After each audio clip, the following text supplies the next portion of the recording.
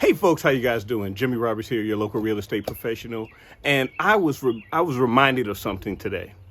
About 20 years ago, when I started appraising properties here in the great state of Michigan, they had these things called value checks. Now you may ask yourself, okay, Jimmy, what the heck is a value check? A value check is this thing that mortgage companies used to do with appraisers. So what they do is if they had an appraisal order, they'd call up their local appraiser, whichever one that was on the list that they felt like dealing with, and they'd say, hey, Mr. Appraiser, hey, I got an appraisal order for you. And the appraiser would say, great, because that meant money. And then the next thing they'd say is, okay, but before you go and do this appraisal, I need you to do something. I need you to do a value check. Basically, what a value check is the appraiser taking the information from the order, i.e. the property address, basically doing the appraisal in the desktop and coming up with a value before they even saw the property.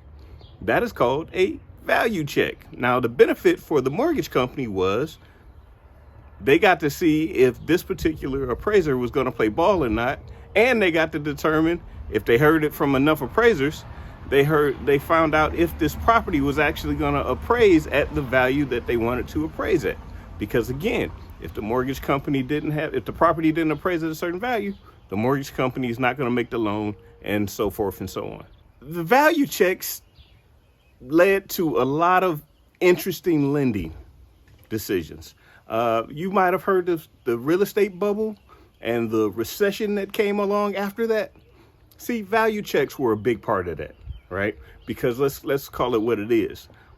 If people's income was determined upon whether or not they'd get a certain value for a property, in terms of appraisers anyway, and mortgage companies for that matter too, if they knew that they could get a certain value, they're going to get that value, right? That's just the way this thing works. That's just the way this thing works.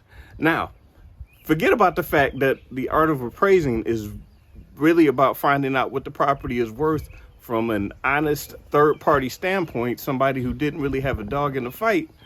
I bring that up because today I got a call from a potential client, and the call went something like this. How you doing, Mr. Jimmy? I've got a house in a city, and I wanted to know if you appraise houses in that city. I said, as a matter of fact, I do. How can I help you? She said, well, here's the situation. My father passed away and he didn't have a will. Always a sad thing. And to make matters worse, he had a significant amount of debt, and the creditors are coming around, and we're trying to keep the house.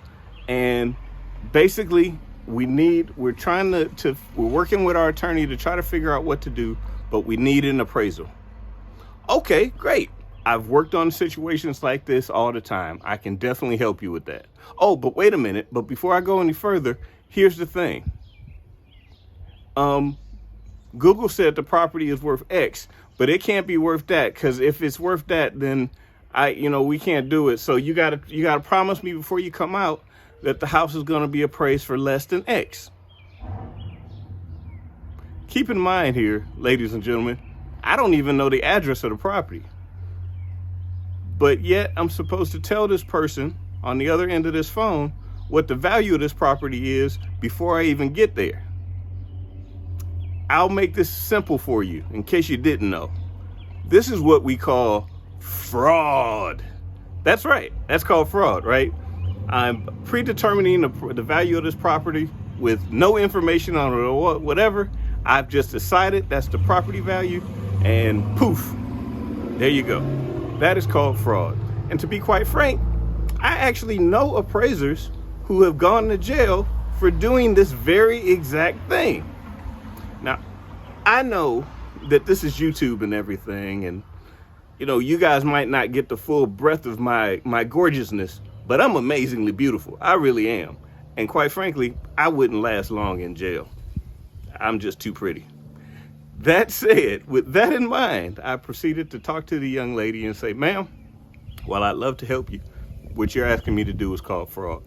And, I don't know who else you could talk to, but that's not the way the appraisal business works. And I proceeded to tell her that. And she said, well, I don't want you to commit fraud, but I do want you to come up, just tell me if you're going to come up with this right value. I said, well, that's not something that I can do. Now, if you want an honest appraisal, one that's impartial, and then whatever the value is, if that's what you're looking for, I'm definitely willing to help you. But, if you want something else, maybe you should work with somebody else. And here's the funny part. She said, okay, that's fine. Well, do you know anybody who will?